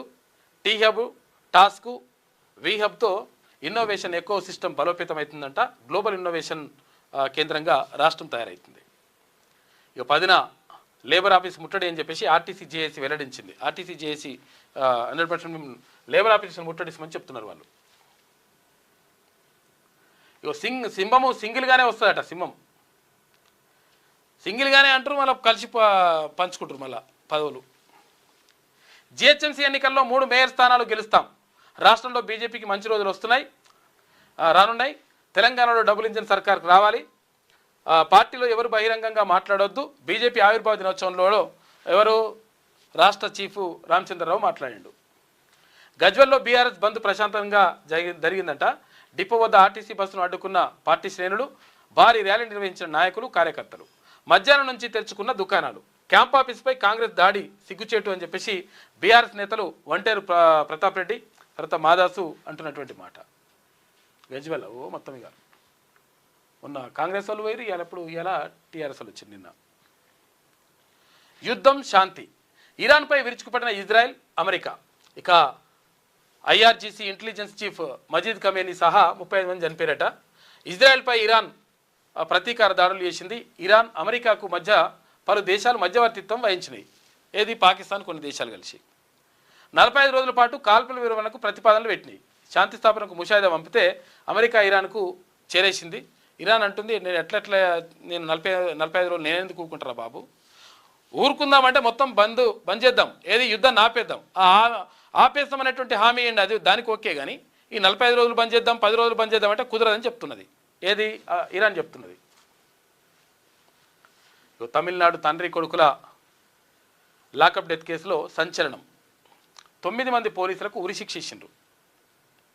కోర్టు జడ్జి చేసేసారు ఉరిశిక్ష. అత్యంత అరుదైన కేసుగా పరిగణించిన మదురై కోర్టు అని చెప్పేసి ఒక వార్త కనిపిస్తూ ఉంది. వేరే చనిపోయిన వీళ్ళు లాకప్ డెత్లో వీళ్ళని చంపేసిండ్రు. చంపేసింది పెద్ద కారణమా? మర్డర్ చేసి వచ్చిరా, మానవంగా ఏమైనా చేసి వచ్చిరా అంటే కాదు. వీళ్ళు చేసింది ఏంటంటే 10 గంటల తర్వాత సెల్ ఫోన్ షాపును తీసిపెట్టిరట, ఓపెన్ చేసి ఉంచిరట, చంపేసారు. ఆవేశాలు. ఇది విజయక్రాంతిలో ఉన్నటువంటి ప్రధాన కథనాలు. అయితే ఒకసారి ఈనాడు చూద్దాం. జిల్లాల హద్దుల మార్పుపై కమిషన్. కేంద్ర ప్రభుత్వ గడువు ముగిశాక ఏర్పాటు. జూన్ 2లోపు ఆదిలాబాద్ విమానాశ్రయానికి భూమి పూజ. డిసెంబర్లో ఆడబిడ్డలకు చిలకపచ్చ రంగు చీరలు పంపిణీ చేస్తామని చెప్పేసి ముఖ్యమంత్రి అంటుండు. పిప్పిరి బహిరంగ సభలో ముఖ్యమంత్రి రేవంత్ రెడ్డి 1239 కోట్లు. 12 అంటే 1 2 3 అవుతుంది. 3 3 6 6 9 ఓకే, మళ్ళీ 6 వస్తుంది అనమాట నెంబరు. ఇట్లా జరుగుతూ ఉంది. పనులకు ప్రారంభోత్సవాలు శంకుస్థాపనలు చేసింది. ఇక్కడ కేంద్ర ప్రభుత్వం 2027 మార్చి 31 వరకు జిల్లాలు, రెవెన్యూ డివిజన్లు, మండలాల సరిహద్దులు మార్చవద్దని గడువు విధించిందని, అది ముగిసిన తర్వాత జ్యుడిషియల్ కమిషన్ వేసి సమస్యలను పరిష్కరించే ప్రయత్నం చేస్తామని ముఖ్యమంత్రి రేవంత్ రెడ్డి స్పష్టం చేసిండు. ఆదిలాబాద్ జిల్లా బజార్ హత్నూర్ మండలం పిప్పిరి బహిరంగ సభా వేదికపై ప్రజలకు అభివాదం చేస్తున్నాడు ముఖ్యమంత్రి రేవంత్ రెడ్డి, ఉప ముఖ్యమంత్రి భట్టి విక్రమార్క. మరో ప్రపంచ నిర్మాణమే మా లక్ష్యం, పిప్పిరిలో సభ నిర్వహణ ఆలోచన సీఎందేనని చెప్పేసి భట్టి విక్రమార్క అంటున్నాడు. ఇంకొన్ని గంటలే ఉంది. దేనికి టైం ఇచ్చిండు అమెరికా అధ్యక్షుడు ట్రంప్ ఇరాన్కి. హర్ముజ్ జలసంధిని తెరుస్తావా తెరవవా, తెరవకపోతే నీ దేశం మీద బాంబేసి మొత్తం లేపేస్తామని. హర్ముజ్పై రేపు తెల్లవారుజాముతో ముగియనున్న ట్రంప్ గడువు. యుద్ధం ఏ మలుపు తీసుకునేనో ఇరాన్ను ఒక్క రాత్రిలో తుడిచిపెట్టేయగలమన్న అమెరికా అధ్యక్షుడు. ఒక్క రాత్రిలో కథం చేస్తా అంటున్నాడు. 45 రోజుల కాల్పుల విరమణకు ఈజిప్టు, పాక్, తుర్కీయే ప్రతిపాదన చేసినాయి. ఎవరికి? ఇరాన్కు. తిరస్కరించిన ఇరాన్ యుద్ధం శాశ్వత ముగింపునే తాము కోరుకుంటున్నట్లు చెప్పింది ఇరాన్. ఇరాన్పై అమెరికా, ఇజ్రాయెల్ భీకర దాడులు, 26 మంది మృతుల్లో ఐఆర్జీసీ నిఘా విభాగం అధిపతి ఉండట. సౌత్ పార్స్ పైన ఇజ్రాయెల్ దాడి చేసినట్టుగా కనిపిస్తూ ఉంది. ఇది కథంతా ఎక్కడికక్కడ బాంబులు పడిపోయి చనిపోయారు ఎక్కడికక్కడ. ఇరాన్ క్షిపణి దాడిలో ఇజ్రాయెల్లోని రమద్గన్లో ధ్వంసమైనటువంటి కార్లు మనుషులంతా. అమెరికా ఇజ్రాయెల్ దాడిలో ఇరాన్ రాజధాని టెహ్రాన్లో అలుముకున్న పొగ. ఇట్లా బాసర క్షేత్ర అభివృద్ధికి శ్రీకారం. 225 కోట్ల రూపాయలతోటి ఆలయ అభివృద్ధి పనులకు సీఎం శంకుస్థాపన చేసిండు. మనవడికి అక్షరాభ్యాసం చేయించిన ముఖ్యమంత్రి దంపతులు అని చెప్పేసి ఇక్కడ చూసుకోవచ్చు. మనవడు రియాన్స్కు అక్షరాభ్యాసం చేయిస్తున్న ముఖ్యమంత్రి దంపతులు. ఇక్కడ గీతమ్మ, ఆయన రేవంత్ రెడ్డి గారు. ఇక 5 ఏళ్ళు 12.59 లక్షలు తెలంగాణలో పెరిగిన కొలువులు ఇవి. గత 8 నెలల్లో ఉద్యోగ విపణిలోకి 3.12 లక్షల మంది అని చెప్పేసి లెక్కలు వేసుకొస్తారు. లెక్కలన్నీ ఇంకా ఎట్లుంటాయో చూడ వేరే ఉంటుంది లెక్క. యుద్ధ భయాలున్న జీఎస్టీలో వృద్ధి. మార్చిలో రికార్డు స్థాయిలో 18% పెరుగుదలన్నట్టు. జీఎస్టీ పెంచుతూ ఉన్నారు మనకు. రాష్ట్రంలో 2025-26లో పన్నుల వృద్ధి రేటు 5% పెరిగింది. మనం కట్టే పన్నులు పెరుగుతూ ఉన్నాయి. ప్రజల మీద భారం అన్నట్టు ఒక రకంగా అది. వినివీధిలో అల్లంత దూరానికి అత్యంత ఎక్కువ దూరం ప్రయాణించిన మానవ సహిత యాత్రగా ఆర్టెమిస్ 2 రికార్డు సృష్టించింది. పోయిరు కదా అక్కడ వ్యోమగాములు ఎక్కడికి, చంద్రుని దగ్గరికి. చందమామ చుట్టూ ప్రదక్షిణ ప్రారంభమైందంట. ఫోటోలు కూడా తీసి పంపించారు అక్కడి నుంచి. జనగణన పూర్తయ్యేదాకా ఉద్యోగుల సాధారణ బదిలీలపై నిషేధం విధించింది కేంద్ర ప్రభుత్వం. 2027 మార్చి 31 వరకు కొనసాగనున్న ప్రక్రియ. అన్ని రాష్ట్రాలకు కేంద్ర హోంశాఖ ఉత్తర్వులు జారీ చేసింది. అప్పటిదాకా పోయేది లేదు, ఎక్కడ మార్చేది లేదని. 9 మంది పోలీసులకు ఉరిశిక్ష. కస్టడీలో తండ్రి కుమారుల మృతి కేసులో మదురై కోర్టు సంచలన తీర్పునిచ్చింది. చూసుకోయిగా ఏమైంది? తమిళనాడులోని సాత్తాన్కులంలో పోలీస్ కస్టడీలో తండ్రి కుమారుల మృతి చెందిన కేసులో 9 మంది పోలీసులకు మదురై న్యాయస్థానం శిక్ష విధించింది. 2020 కరోనా లాక్డౌన్ సమయంలో తుత్తుకుడి జిల్లా సాత్తాన్కులంకి చెందినటువంటి జయరాజ్, ఆయన కుమారుడు పెన్నిక్స్ అనుమతించిన సమయం దాటిన కొంతమంది ఎంత టైం ఇస్తారో అంతకంటే దాటిన సెల్ ఫోన్ దుకాణాన్ని తెరిచి ఉంచారని పోలీసులు ఇద్దరిని స్టేషన్కి తీసుకెళ్లారు. తండ్రి కొడుకుల్ని రాత్రంతా కొట్టడంతో తీవ్రంగా గాయపడ్డ వాళ్ళిద్దరూ ఆసుపత్రిలో చికిత్స పొందుతూ మృతి చెందారు. ఈ ఘటనపై రాష్ట్ర వ్యాప్తంగా తీవ్ర కలకలం సృష్టించింది. మద్రాస్ హైకోర్టు మదురై ధర్మాసనం ఈ కేసును సుమోటోగా విచారణకు తీసుకొని సిబిఐకి అప్పగించింది. దర్యాప్తు చేపట్టిన సిబిఐ అధికారులు ఇన్స్పెక్టర్ శ్రీధర్, ఎస్ఐలు బాలకృష్ణన్, తర్వాత రఘు గణేష్, పాల్దురై, హెడ్ కానిస్టేబుల్ మురుగన్, కానిస్టేబుల్లు ముత్తురాజా, చెల్లదురై, తర్వాత థామస్ ఫ్రాన్సిస్, వేలుముత్తు, సామిదురైలపై కేసు నమోదు చేశారు. వారిని అరెస్టు చేసి మదురై సెంట్రల్ జైలుకు తరలించారు. 5 ఏళ్లుగా ఈ కేసు విచారణ మదురై జిల్లా మొదటి సెషన్ కోర్టులో జరుగుతుంది. నిందితుల్లో ఒకరైన ఎస్ఐ పాల్దురై అనారోగ్యంతో చనిపోయింది. అసలు యాక్చువల్ 10 మంది ఉండే. మిగిలిన 9 మందిని దోషులుగా గుర్తిస్తూ గత నెల 23న కోర్టు తీర్పు ఇచ్చింది. అయితే జడ్జి ముత్తుకుమారన్ సోమవారం దోషులకు శిక్షను ప్రకటించిండు.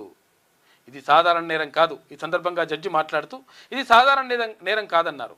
తండ్రి కొడుకులను నగ్నంగా ఎదురెదురుగా నిలబెట్టి బట్టలు తీసి నిలబెట్టి ఇష్టం వచ్చినట్టు కొట్టారని, కేసు వివరాలు చదువుతుంటే మనసు బాధగా అనిపించిందన్నారు.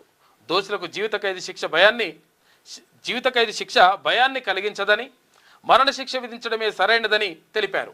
ఈ నేపథ్యంలో దోషులకు 2 ఉరిశిక్షలు, ఒక్క ఉరిశిక్ష కాదు, 2 సార్లు ఉరి తీసినా కానీ, ఉరి తీసినాక చచ్చిపోతారు, చచ్చిపోయినాక మళ్ళీ ఉరి తీస్తారు ఏం పాడుగా, 2 వేసినట్టు ఆయన, అంత కోపం వచ్చింది ఆయనకు.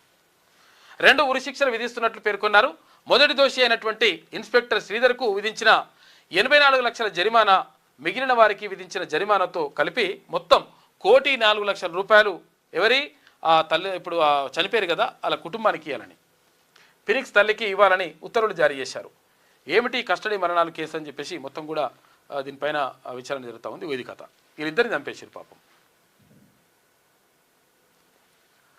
మా ఎజెండా పూర్తి కాలేదు. ఏకకాల ఎన్నికలు, ఉమ్మడి పౌరస్మృతి నెరవేరాలి. వాటిపై తీవ్రంగా చర్చిస్తున్నాం.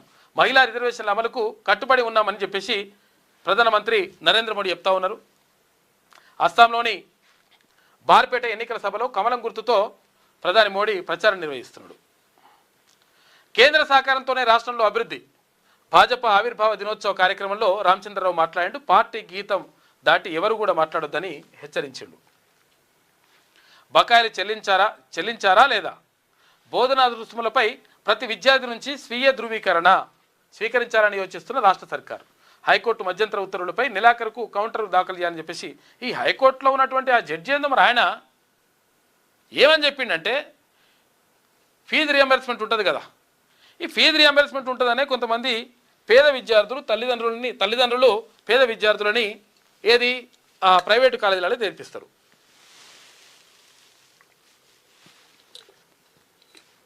చదువు నడుస్తుంటుంది. ఒకవేళ చదువు పూర్తయిన తర్వాత డిగ్రీ పట్ట తీసుకుందామని చెప్పేసి లేకపోతే సర్టిఫికేట్ తీసుకుందామని పోతే వాడు సర్టిఫికేట్లు ఇవ్వడు. ఎవడు? కాలేజ్ వాడు సర్టిఫికేట్ ఇవ్వకపోతే మరి ఎట్లా అని చెప్పేసి అడిగితే అప్పుడు కోర్టు ఏమంటుందంటే, అసలు యాక్చువల్గా ఈ ఫీజు రియంబర్స్మెంట్ ఎవరు ఇవ్వాలి? ప్రభుత్వం హామీ ఇచ్చింది కాబట్టి ప్రభుత్వం ఏమో ఇయ్యది. ఈ కాలేజ్ వాడేమో సర్టిఫికేట్లు ఇయ్యడు. మరి ఎట్లా అని చెప్పేసి మళ్ళీ కాలేజ్ వాళ్ళు ఏం చేసినట్టే, కాలేజ్ యాజమాన్యాలు ఉంటాయి కదా, ఇంజనీరింగ్ కాలేజ్ యాజమాన్యాలు లక్షల ఫీజులు, ఇష్టం వచ్చిన ఫీజులు, వాటిని నియంత్రించేటోడు వాళ్ళు ఉండడు. అయితే వాళ్ళు కోర్టుకు పోతే ఆ జడ్జికి మరి ఆయనకి ఏమనిపించిందో ఏమో తెలియదు. కాలేజీలకు అనుగుణంగా తీర్పునిచ్చేసిండు ఆయన, సింగిల్ జడ్జి. ఏమని ఇచ్చిండు? ఒకవేళ సర్టిఫికేట్లు తీసుకొని పోవాలనుకుంటే మొత్తం ఫీజు కట్టాలి. ఎవరు కట్టాలి? ఈ విద్యార్థులే కట్టాలి. విద్యార్థుల తల్లిదండ్రులే కట్టాలి. సర్టిఫికేట్ తీసుకోవాలని చెప్పిండు. దీంతో ఇప్పుడు ప్రభుత్వము ఏమో హామీ ఇస్తుంది, దాని గురించి వీళ్ళు చదువుకుంటారు. వీళ్ళు నిజంగా ఒకవేళ తాహత్తు ఉంటే, నిజంగా పరిస్థితులు ఉంటే ఆ ఫీజు రియంబర్స్మెంట్ చదవాల్సిన అవసరం ఏముంటుంది?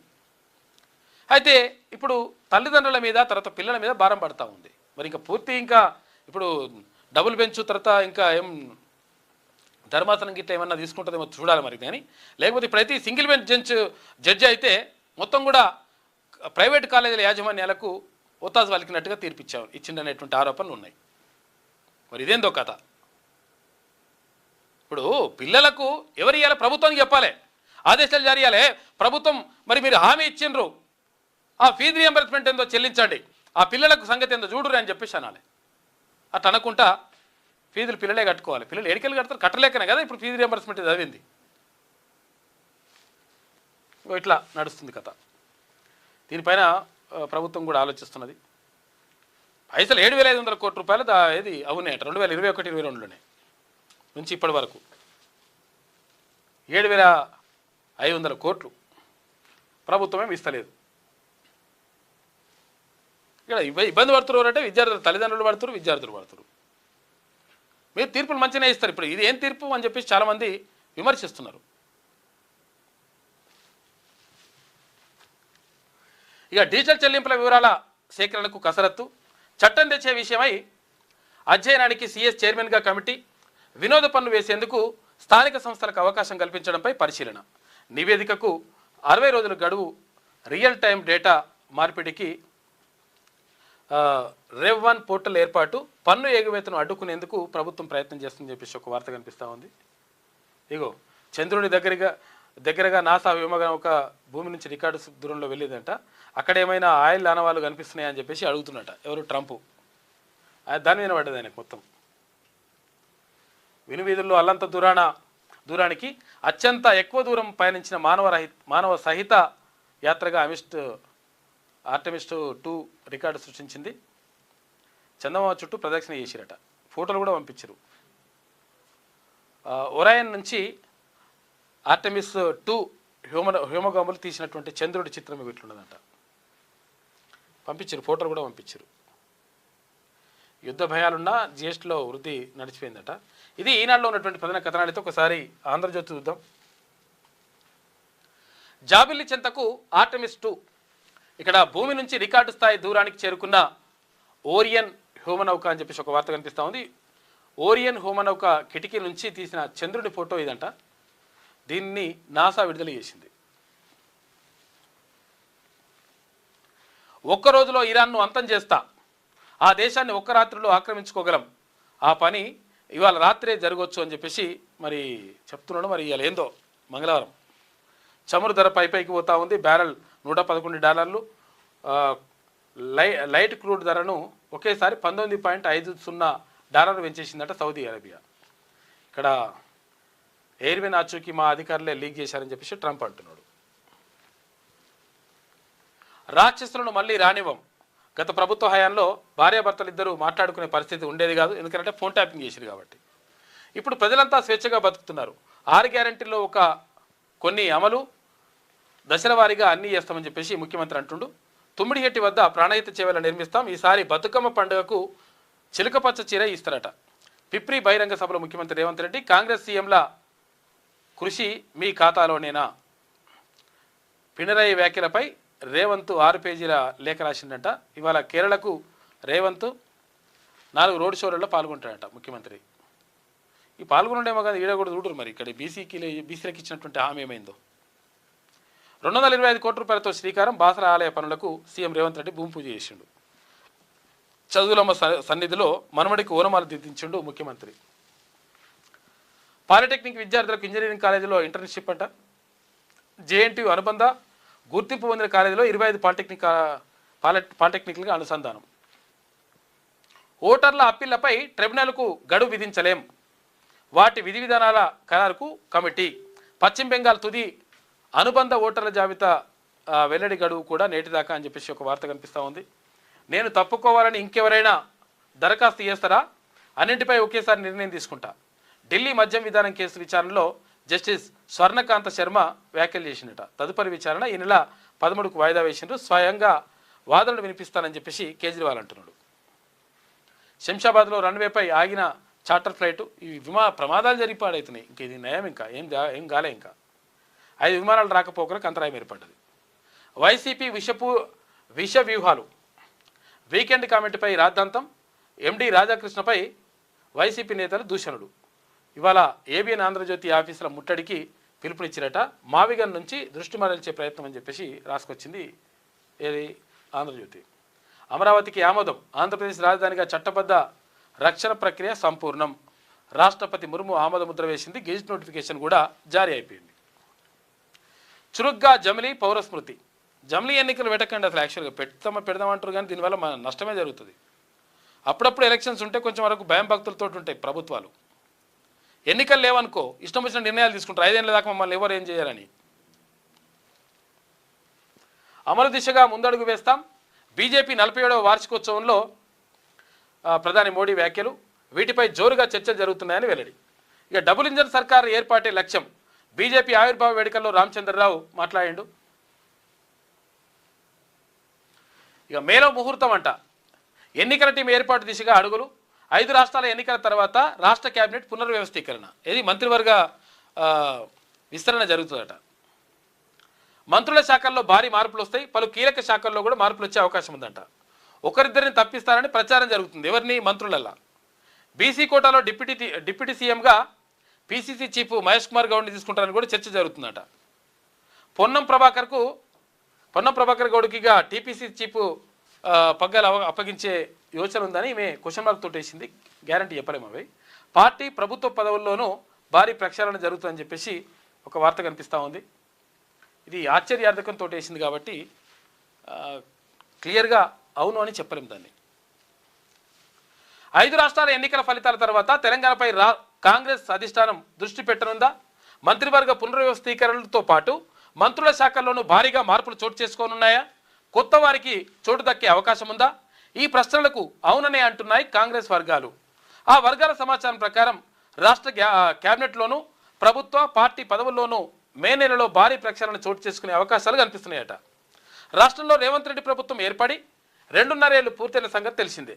ఇప్పటికే వినూత్న పథకాలను అమలు చేస్తున్న ప్రభుత్వం మూసీ ఆధునీకరణ, మెట్రో విస్తరణ తదితర అభివృద్ధి ప్రాజెక్టులను పట్టాలపైకి ఎక్కించాలని భావిస్తున్నది. వీటికి తోడు సంక్షేమ కార్యక్రమాలపైన దృష్టి పెట్టింది. ఇక రాబోయే ఎన్నికల నాటికి తమ ప్రభుత్వ ప్రోగ్రెస్ రిపోర్ట్ను ప్రజల ముందు ఉంచాలని కూడా కాంగ్రెస్ పార్టీ భావిస్తున్నది. 9 మంది పోలీసులకు మరణశిక్ష, తలా 2 చొప్పున మరణదండనలు. ఒక్కసారి ఉరి తీయద్దు సార్, 2 సార్లు ఉరి తీయాలని చెప్పినట ఎవరు జడ్జి.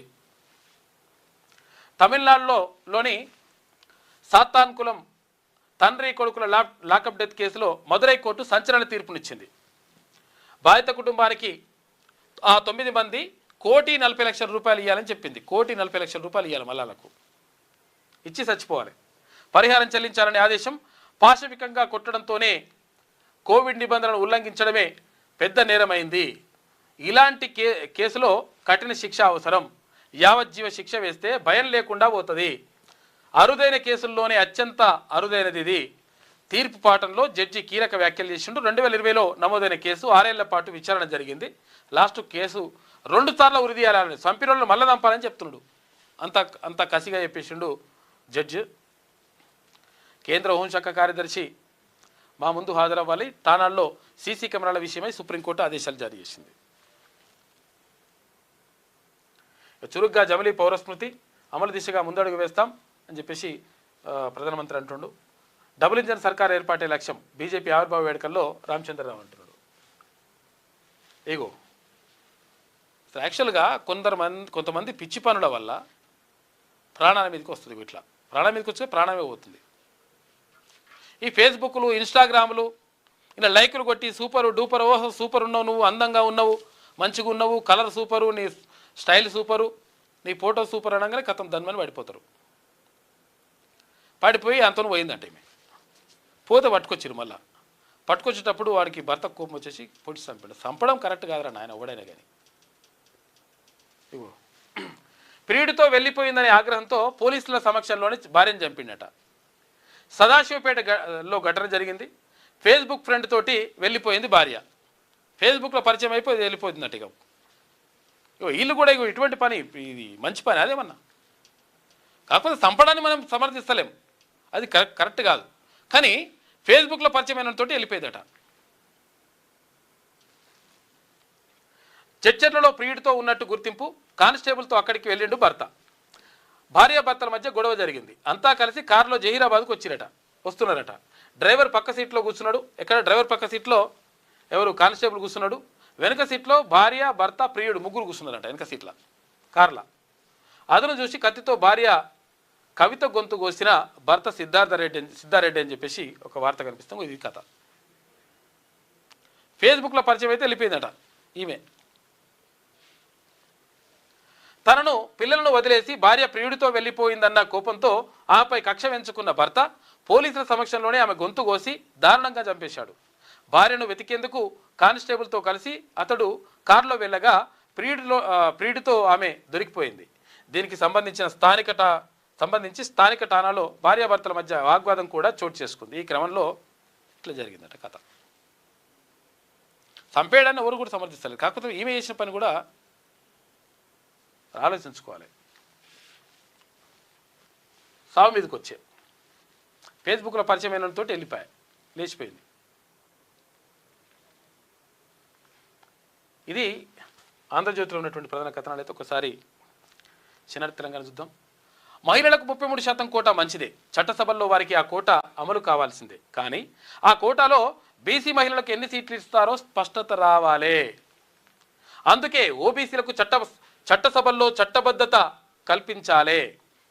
లేకుంటే మహిళా రిజర్వేషన్ పేరుతో అగ్రకుల మహిళలే అధిక స్థానాలు తిష్టవేసే ఛాన్స్ ఉన్నది. రెడ్డి గారు ఉంటే రెడ్డి గారి భార్య, రెడ్డి గారి కోడలు, రెడ్డి గారి బిడ్డ వస్తుంది. మరి ఎవరు రావాలి ఇప్పుడు ఇక్కడ? బీసీలకు రావద్దా అవకాశాలు? ఆ 33% మహిళల్లో బీసీ మహిళలు ఉండాలా వద్దా? కానీ గ్యారంటీ లేదు. ఇప్పుడు ఆ 33%లో బీసీ మహిళలు ఉంటారనేటువంటి నమ్మకాన్ని ఇవ్వలేకపోయింది కేంద్ర ప్రభుత్వం. ఇప్పుడైనా మరి దాని మీద నిర్ణయం తీసుకుంటే మంచిగా ఉంటుంది. లేకుంటే మహిళా రిజర్వేషన్ పేరుతో అగ్రకుల మహిళలే అధిక స్థానాల్లో తిష్ట వేసే ఛాన్స్ ఉంటుంది. అదే జరిగితే జాతీయ స్థాయిలో సబ్బండ కులాల మహిళా సాధికారత కష్టమే అవుతుంది. ఓసీ మహిళలు పెద్ద సంఖ్యలో చట్టసభలకు వెళ్లే అవకాశం, బీసీ ఓబీసీ మహిళలు తీవ్ర అణచివేతకు గురయ్యే ఛాన్స్ ఉంటుంది. వెలసి మహిళా సాధికారత స్వావలంబనకే గండిపడే అవకాశం ఉంటుంది. కాబట్టి ఈ మహిళా రిజర్వేషన్లో ఓబీసీ రిజర్వేషన్ కూడా ఉండాలి. లిక్కర్ కేసుపై ఢిల్లీ హైకోర్టులో విచారణ. సిబిఐ దాఖలు చేసిన పిటిషన్పై వాదనలు వినిపించారు. జస్టిస్ సూర్యకాంత శర్మ విచారణ నుంచి తప్పుకోవాలి. పిటిషన్ దాఖలు చేసింది కేజ్రీవాల్. తీవ్రంగా వ్యతిరేకించిన సిబిఐ ఏప్రిల్ 13కు విచారణను వాయిదా వేసింది న్యాయస్థానం. మరోసారి బగ్గుమన్న చమురు ధరలు. బ్యారెల్ ముడి చమురు ధర $110.58. నష్టాల్లో దేశీయ మార్కెట్ల సూచీలు. డాలర్తో రూపాయి మారకం విలువ 92.85 అయిందట. బీసీలు కేవలం ఓట్లు వేయడానికేనా? అధికారం చేపట్టే హక్కు లేదా? కేంద్రం చేస్తున్న గణనలో బీసీ ప్రస్తావన లేదు. బీసీలకు అందాల్సిన వాటాలపై కేంద్రం నిర్ణయం తీసుకోవాలి. ప్రధాని మోడీ రిమోట్ ఆర్ఎస్ఎస్ చీఫ్ మహేష్ భగవత్ దగ్గర ఉన్నది. దేశాన్ని ముక్కలు చేయాలని చూస్తున్నారు. మోడీ కుట్రను ప్రజల్లోకి తీసుకెళ్తా అని చెప్పేసి కాంగ్రెస్ లీడర్ వి హనుమంతరావు అంటున్నాడు. అన్నం పెట్టట్లే కానీ ఎడ్యుకేషన్ కిట్లు దేనికి? కూలుతున్న బడుల భవనాలు, చాలా భవనాలు కూలే దశకు ఉన్నాయి. అవి వానాకాలం వస్తే ఉంటే పడిపోతే అర్థం కాదు. ప్రైవేటు బాట పడుతున్న స్టూడెంట్స్, మాయమవుతున్న మాస్టర్లు. గురుకులాల్లో ఆకలి కేకలు, ప్రైవేట్లో ఫీజుల వాతలు. ఎవరి కోసం ఈ ఆర్భాటం? ఫీజుల దోపిడీపై లేని నియంత్రణ, కిట్లపై ఉన్న శ్రద్ధ దేనికోసం? కమిషన్ల కోసమే సర్కార్ కొత్త డ్రామా అని చెప్పేసి ఒక ప్రత్యేక కథనం వేసింది శనార్థన దినపత్రిక. ఓవైపు ప్రభుత్వ బడుల గోడలు కూలుతున్నాయి, మరోవైపు గురుకులాల్లో ఆకలి కేకలు వినిపిస్తున్నాయి. కానీ తెలంగాణ సర్కార్ మాత్రం చదువులను పక్కన పెట్టి విద్యార్థుల చేతికి 24 రకాల వస్తువుల కిట్లను ఇచ్చి అంతా బాగుంది అనిపించే ప్రయత్నం చేస్తుంది. పునాది లేని కోటకు రంగులు పూసినట్లుగా మౌలిక వసతులు లేమితో కొట్టుమిట్టాడుతున్న విద్యా వ్యవస్థను తెలంగాణ ప్రభుత్వం ఎడ్యుకేషన్ కిట్లతో మేకప్ వేసే ప్రయత్నం చేస్తుంది. లోపల విద్యా కుసుమాలు వాడిపోతుంటే బయట లోగోలతో కూడిన సంచులు మెరిస్తే లాభమేమిటో వారికే తెలియాలి. ఇప్పటికే నియోజకవర్గానికి ఇంటర్నేషనల్ ఇంటిగ్రేటెడ్ స్కూల్ అంటూ ₹1 కోట్ల ఖర్చు చేస్తుంది. అదే సమయంలో గురుకులాల్లో పట్టెడు అన్నం కోసం విద్యార్థులు ఆర్తనాదాలు చేస్తున్నారని చెప్పేసి ఒక ప్రత్యేక కథనం వేసింది శనార్థ తెలంగాణ దినపత్రిక. కాబట్టి ఈ కిట్లు ఇస్తున్నారు మంచిదే, దీన్ని ఎవరు వ్యతిరేకించారు? కిట్లు ఓకే. కాకపోతే అంటే మౌలిక సదుపాయాలు ఇక్కడ బెంచీలు లేవు చాలా స్కూళ్ళల్లో. తర్వాత పెచ్చులుడి పడుతున్నాయి. బిల్డింగ్ ఉంటుందో కూలిపోతుందో తెలియని పరిస్థితి ఉంటుంది.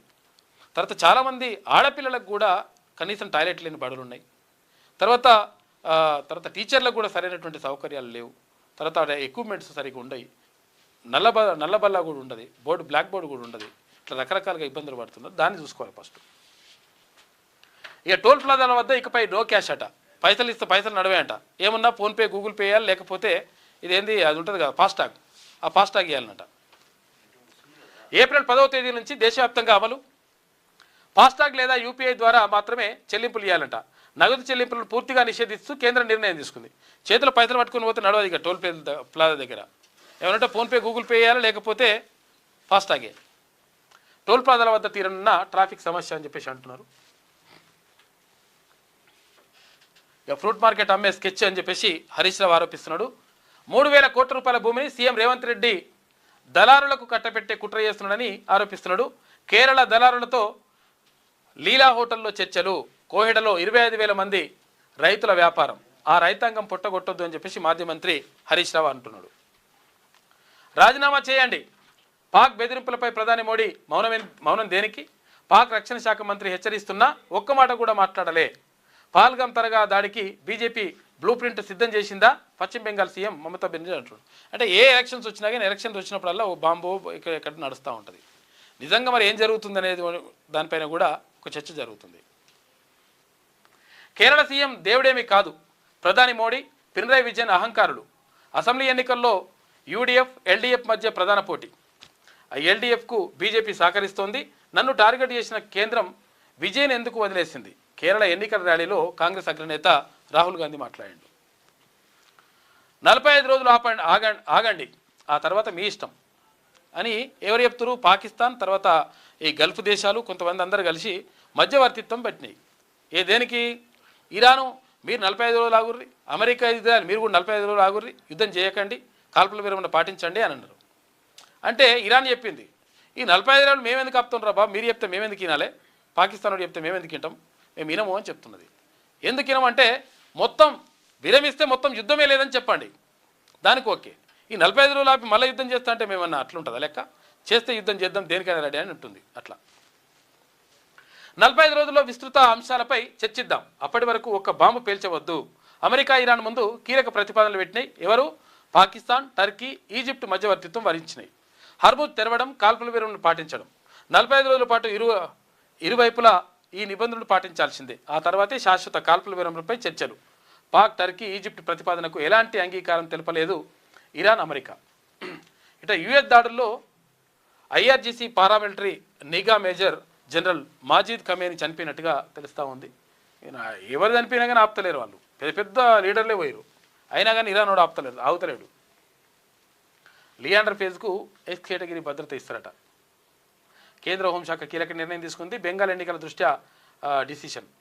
త్వరలోనే ఫేస్కు పెరగనున్న భద్రత. ఇటీవలే బీజేపీలో చేరిన లియాండర్ ఫేజ్ ఓట్లపై బీజేపీ గంపల ఆశలు పెట్టుకుందట. Tennis star. ఈ మహిళలకు 33% కోటా మంచిదే కానీ అలా బీసీల శాతం ఏమైందని చెప్పేసి అడుగుతూ ఉన్నారు. ఇది శనార్థిలో ఉన్నటువంటి ప్రధాన కథనాలు. అయితే ఒకసారి గీమేమంటుందో చూద్దాం. తాత్కాలిక సంధికి నో, యుద్ధానికి శాశ్వత ముగింపు కావాలని చెప్పేసి ఇరాన్ అడుగుతున్నది. 9 మంది పోలీసులకు మరణశిక్ష. తండ్రి కొడుకుల లాకప్ డెత్ కేసులో మదురై కోర్టు సంచలన తీర్పునిచ్చింది. 2020 లాక్డౌన్లో షాపులు తెరిచి ఉంచారని చెప్పేసి ఠానాల అంటే పోలీస్ స్టేషన్ల చిత్రహింసలు పెట్టి కొట్టి బట్టలు ఇప్పి తండ్రి కొడుకులను ముందర పెట్టి బట్టలు ఇప్పి కొట్టి చంపిరు. దీనిపైన కోర్టు ఏం చేసిందంటే 2 సార్లు ఉరి తీయాలన్నది, ఒక్కొక్కరిని 2 సార్లు ఉరి తీయాలని. ఒకసారి చచ్చిపోయినాక మళ్ళీ తీస్తారేమో మరి, ఎట్లున్నాయేమో అది. అట్లా తీయమని చెప్పింది అంత కోపంగా. 1,40,00,000 రూపాయలు కూడా ఆ కుటుంబానికి ఇవ్వాలని చెప్పింది. ఎవరు? ఈ చచ్చిపోయేటోళ్ళే. వీళ్ళు మళ్ళీ లేకపోతే వీళ్ళన్ని ఆస్తులన్నీ జప్తు చేస్తానని కూడా చెప్పింది. ఎవరు? ఈ పోలీసులై. గర్జించిన గర్జువేర్ అని చెప్పేసి మనుషులు సరిగ్గా కనిపిస్తలేదు, మస్తుగా వచ్చారు నిజంగానే.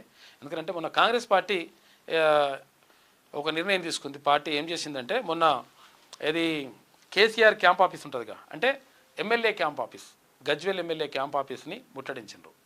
దానిలో రేవంత్ రెడ్డి ఫోటో, ముఖ్యమంత్రి ఫోటో ఎందుకు పెట్టలేదని చెప్పేసి ఫోటో పెట్టిండ్రు. ఫోటో పెడితే అట్టెట్లా పెడతారు, మా ఇష్టం, పెడితే పెట్టుకుంటాం లేకపోతే లేదని చెప్పేసి ఒంటరి ప్రతాప్ రెడ్డి ఇంకొంతమంది కలిసి ఆ ఫోటోని తీసి పక్క పెట్టేసిండ్రు. ఆ తర్వాత మొత్తం కూడా ఉద్రిక్తత పరిస్థితులు ఏర్పడ్డాయి. ఇక్కడ బీఆర్ఎస్కు తర్వాత కాంగ్రెస్ శ్రేణులకు మధ్య ఒక తోపులాట, తర్వాత కొట్లాట ఇదంతా జరిగింది. తర్వాత నిన్న గజ్వేల్ బంద్కు పిలుపునిచ్చింది బీఆర్ఎస్ పార్టీ. మొత్తం కూడా గజ్వేల్ మధ్యాహ్నం దాకా బంద్ చేసిండ్రు. ఆ తర్వాత మొత్తం కూడా రోడ్లపైకి వచ్చేసిండ్రు. అంటే కేసీఆర్ ఏం మాట్లాడిందంటే ఆయన ఏమంటాడంటే, మీరు ఫోటోని గోడ మీదకి వెళ్ళి తీయొచ్చు, మీరు నా ఫోటోని గోడ మీదకి వెళ్ళి తీయొచ్చు, ప్రజల గుండెలకి ఎట్లా తీసేస్తారని అడిగిండు. ఒక డిఫరెంట్ క్వశ్చన్ అడిగిండు ఆయన లాజికల్గా. గోడ మీదకి వెళ్ళి ఫోటో తీసేస్తారు కానీ ప్రజల గుండెలకి ఎట్లా తీసేస్తారు నా ఫోటో అని. కాబట్టి బరాబర్ నేను ప్రజలలో ఉంటా అని చెప్పేసి అన్నాడు. అట్లా నడుస్తూ ఉంది. వీళ్ళేమో అంటే మళ్ళీ ఆయన ఇంకొక మాట కూడా మాట్లాడిండు. కాంగ్రెస్ వాళ్ళు ఎందుకు రావాలి, కాంగ్రెస్ వాళ్ళు వచ్చి ఎందుకు లొలి పెట్టాలి, ఎవరు పెట్టాలి, నా నియోజకవర్గ ప్రజలు వచ్చి అడిగితే సమస్య అడిగితే నేను ఓకే, నేను కూడా సంతోషం, నాకు అట్లా ఏం లేదు. ప్రజలు ఎవరు వస్తలేరంటే దాని అర్థమైంది వాళ్ళు మంచిగానే ఉన్నట్టు అర్థం. మరి మీకేమైందని చెప్పేసి ఒక రకంగా కేసీఆర్ నిన్ను అడిగిండు. మొత్తం కూడా రోడ్లపైకి వచ్చేసిండ్రు బీఆర్ఎస్ శ్రేణులంతా. ఈ రాష్ట్రంలో పనిచేయలేం, తీవ్ర అసంతృప్తితో ఐఏఎస్ ఐపీఎస్ ఆఫీసర్లు ఉన్నట. సివిల్ సర్వెంట్లపై కాంగ్రెస్ ప్రభుత్వం చిన్నచూపు, విధానాల్లో గందరగోళం, వేధింపుల వాతావరణం, తరచూ బదిలీలు, అప్రాధాన్య పోస్టులు, కేసులు, రాష్ట్రంలో పనిచేయలేక కేంద్ర సర్వీస్ వైపు మొగ్గు, ఢిల్లీ నుంచి రాష్ట్రానికి వచ్చేందుకు వెనుకంజ అని చెప్పేసి ఈమెనే వేసింది ఒక కథనం. మరి తెలియదు. ఆలేరు నేత గుట్టల మేత, యాదాద్రిలో పెట్టిరేగిపోతున్న మైనింగ్ మాఫియా, చల్లూరు గుట్టల్లో యథేచ్ఛగా బాంబుల మోత, సర్కారు భూముల్లోనూ మైనింగ్ ఖజానాకు గండి, అనుమతులు తనిఖీలు లేవు, పట్టించుకునే వారే లేరు. రాత్రింబవళ్ళు బ్లాస్టింగ్లతో కునుకు కరువైన పల్లెలు, వందల ఇండ్లకు పగుళ్ళు, రోడ్లు పొలాలు ధ్వంసమైపోతున్నాయి. మొద్దులు నిద్ర వేయడని అధికార యంత్రాంగం అని చెప్పేసి ఆలేరు నేత అని చెప్పేసి ఎవరంటే మరి ఇప్పుడు ఆలేరు నేత ఎవరున్నారు? ఆయన్నే ఉన్నారు. మరి ఏందో మరి కథ నాకు తెలిసి ఇప్పుడు అంతా ఇప్పుడు పేరు పెట్టకుండా రాసినట్టున్నది. ఇది పేరు పెట్టకుండా రాసిరంటే ఇప్పుడు ఆలేరు నేత అంటే ఎవరు ఉంటారు? ఇంకా ఎమ్మెల్యేనే ఉన్నాడు అక్కడ, ప్రభుత్వ విప్పు ఎవరు బి లైలే ఉన్నాడు. మరి ఆయన గురించి రాసినట్టుంది కథ. మరి ఆయన గురించి రాసిరా ఏంది?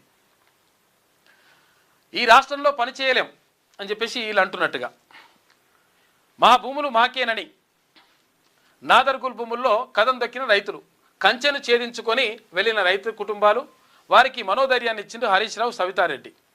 లచ్చమ్మ కుంటను పరిశీలించిన ఇరిగేషన్ ఇంజనీర్లు, డాక్యుమెంట్లు సేకరించిన హైడ్రా అధికారులు, న్యాయం కోసం ఆదిపట్ల పిఎస్కు వెళ్ళినట రైతులు. మా మాటే విననప్పుడు గ్రామ సభ ఎందుకు? ప్రజాభిప్రాయ సేకరణ లేకుండా నోటీసులా? మా అభ్యర్థులను ఎందుకు పట్టించుకోరు? బాధితులతో చర్చించకుండా ఏకపక్ష నిర్ణయాల? అభివృద్ధిపై ముఖ్యమంత్రికి ప్రణాళిక ఉన్నదా? గ్రామ సభలో మధు పార్క్ నిర్వాసితులు ఆగ్రహం వ్యక్తం చేస్తున్నారు. కోహెడ మార్కెట్పై రేవంత్ కన్నుబడ్డదని చెప్పేసి ఇక్కడ ఆరోపించిండు హరీష్ రావు. కేసీఆర్కు మరో అరుదైన గౌరవం అంట. కేటీఆర్కు ఎంటర్‌ప్రెన్యూర్ ఇండియా ఐడియా అవార్డు 2025కు ఆహ్వానం అంట. 16న మెగా ఈవెంట్కు ముఖ్య అతిథిగా హాజరు కావాలని చెప్పిరట. మనోళ్ళే పంపిస్తారు అక్కడ నుంచి, మనోళ్ళే తీసుకుపోతారు. హోంగార్డుల బలవంతపు బదిలీ అని చెప్పేసి ఒక వార్త. ఎలక్ట్రిక్ పోర్టు డిప్యుటేషన్ వేటు, ఆర్టీసీలో డ్రైవర్లు మెకానిక్ల బదిలీలు చేస్తారట.